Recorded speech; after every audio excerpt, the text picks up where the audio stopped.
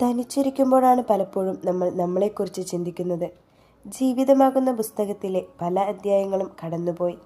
കുഞ്ഞായിരുന്നപ്പോൾ ഒരുപാട് പഠിച്ചു പഠിച്ചു വലിയ ആളാവണമെന്നായിരുന്നു ആഗ്രഹം.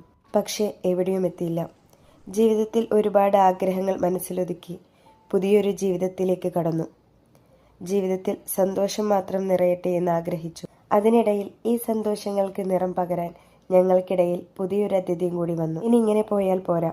ജീവിതത്തിൽ ഒരുപാട് ഉത്തരവാദിത്തങ്ങൾ വന്നു തുടങ്ങി.